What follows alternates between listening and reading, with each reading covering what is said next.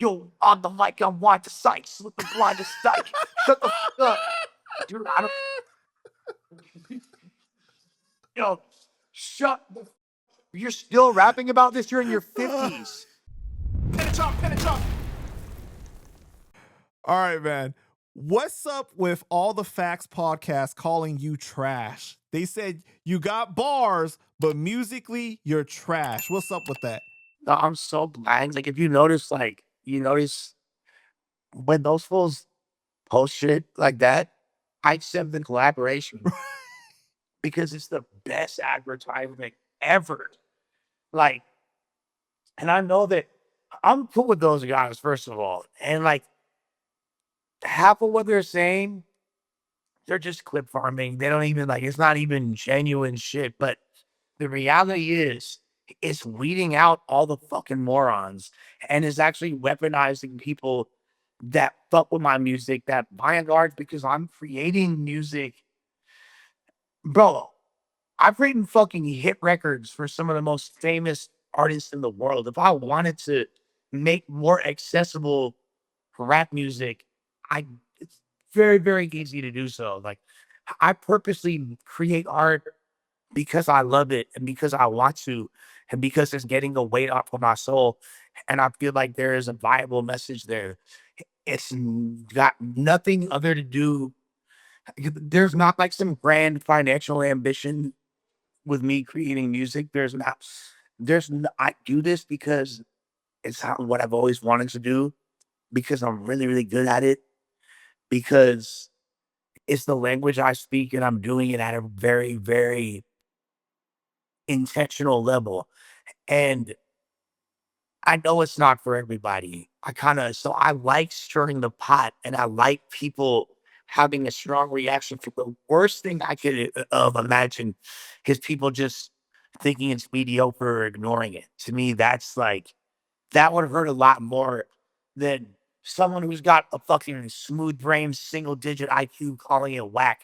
They call it whack because they're fucking retarded. You feel me? Thank God. So now we know that the retards that fucking still, shop at the kids section, tater tot division, that won't order the steak, that need the fucking tater tots. They can't get potato hot wrap. They can't, you feel me? Like, they need tater tots with cheese on it. The Tater Talk Division or Retard Committee, the fucking the smooth brain paramecium imbeciles, you feel me? They could they're making everybody that knows this dope feel so much more empowered by not being the fucking retards that they are. Especially like like you can't even fucking complete a coherent sentence to judge something musically. You know what I mean? Like, you're not even in a position to say, like, you're also a fucking, you feel me? Like, you're gay. You know what though? I feel like people don't give you your just due because the music, especially that you've been putting out for like the past 6 months to a year, has been a great sound for you, and the visuals has been on point. I don't think that it's gotten the look it deserves though.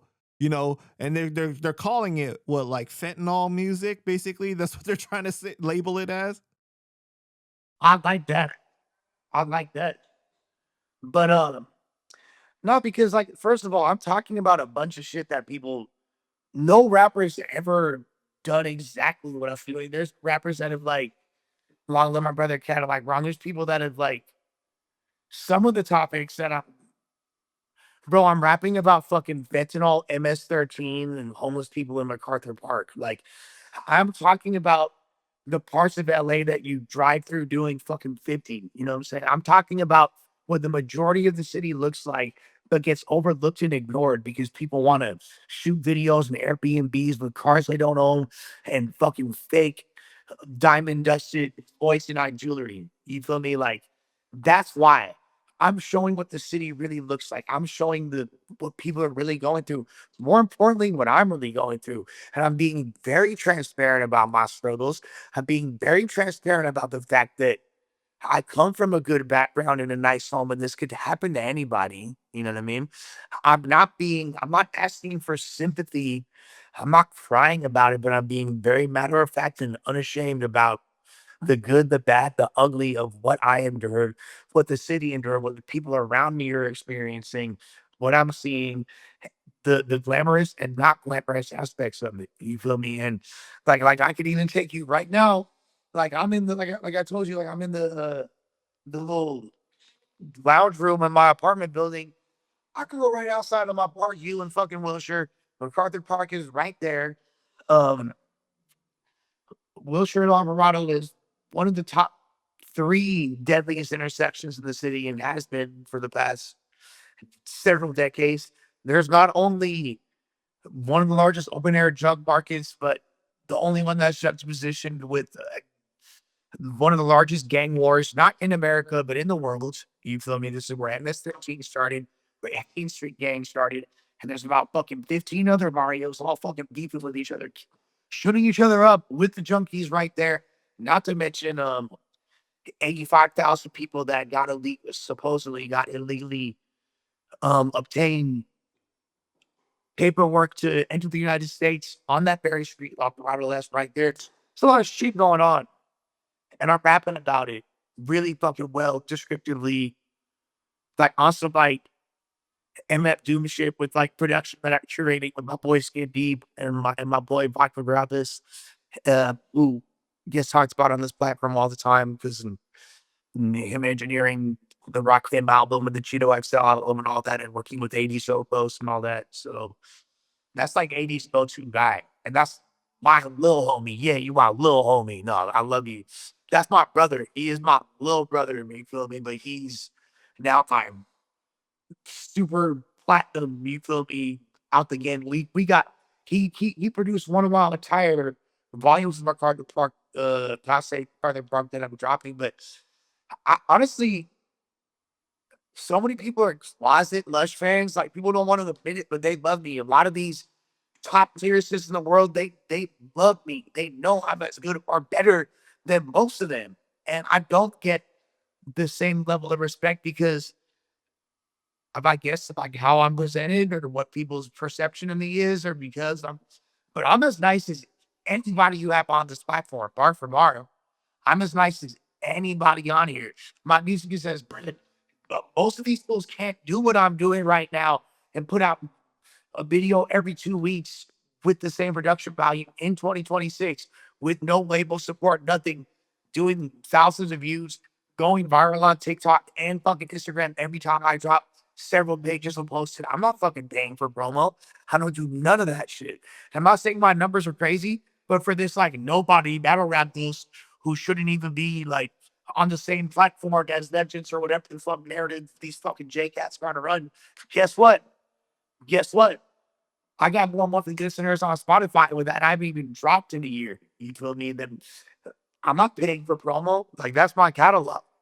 I don't even get credit for a lot of the songs that are the biggest ones in my catalog. I have songs with fucking 18 million streams, 20 million streams. You feel me? Plaques and all that shit. Not to mention what I've written for other people. Not to mention what I've executive produced. Like, bro, put some respect on this dick. Come on. What percentage would you say that you're better than of rappers?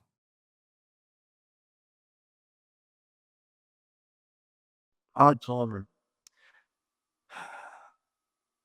Like a really high percentage. We talking like Like I'm in 90%? like upper percent. I'm in the leaves.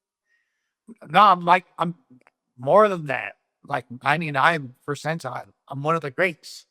But I also know what my limitations are.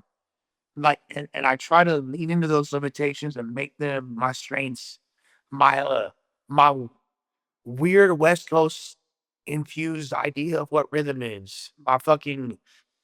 My perpetually strained smoker's voice that yes, in fact sounded like this since I was a little kid, but years of life and made it even crazier. And having like this voice that resonates very unfortunately in the same frequency as a snare drum, like Mhm. that is difficult to cut through what makes sometimes difficult on stage to cut through because there's so much mud, but that's also what gives me so much soul. So it's like a weird dichotomy of I know what my limitations are, but like as a writer, I'm as good as anybody. I can write as good as anybody, bro. Like who's better than me as a writer? You gotta be like on like the Black Thought level. Like cause I write as good as damn near anybody, bro. Anybody. Polysyllabics, rhyme schemes, um, reoccurring themes, wordplay, entendres, schemes, flow patterns, it's different literary devices, like bar for bar, pound for pound, like plus being cool, not being a fucking loser, and not sounding lame as fuck. I don't rap about rapping ever. I never talk about when I'm on the mic, how nice I am. Everything is a story. Everything is I'm talking about something. People want to criticize me about talking about drugs, but I'm talking about an actual thing, not like, yo, what I metaphorically do when I step in the booth. You feel me? Like, yo, when I step in the booth, yo, I execute in your heads in the news. No, shut the fuck up. All that shit is whack. I don't want to hear anything to do with what you do on the mic. Yo, on the mic, I'm wide to sight, slipping blind to sight. Shut the fuck up. Dude, I don't, yo, shut the fuck up. You're still rapping about this. You're in your 50s. Fools are in their 40s still talking about, like, you have children. You have kids. Some of y'all have been to prison. And you're still talking about, like, yo, my aura when I step in the booth. Yo, 7 degrees. Yo, I'm nice like I'm polite in class. I'm so nice. 2 times I had to wipe my ass. Like, yo, shut the fuck up, bro. Embarrassing, dude. Oh my Like who god. taught y'all how to write? Oftentimes, oftentimes, some of the people that are the best writers have this like thing that they mean. I'm like, no, can you tell me more about your life? Tell me more about like, I'd rather hear about. That's why, like, even like, bro, like, I'll give props to like the Aesop Rocks and shit because Aesop Rock can make a song about fucking spraining his ankle sound like a masterpiece. You know, I know I've been so descriptive, like not even like in a Jordan, like Jordan Lucas, I guess do that too, but he's just so fucking gay. But like, you know what I mean? Like when fools, you don't have to do it from like the perspective of a paramecium looking at a pseudopod next to a Golgi body. And what's that? Yo, I'm gonna rap about the perspective of a perspective from a perspective. No, you don't have to do that. But also, you don't have to like talk about the 15 ways you rap so good. Just rap good. We'll hear it. We'll hear you rap good. You feel me? Like Black Thought, we hear you rap good. Black Thought don't need to say anything with Black Thought. He's like 75 years old. So when Black Thought says something about being nice, we give it a pass. Because he's better than everybody. That's why. He's the greatest. You feel me? That's why.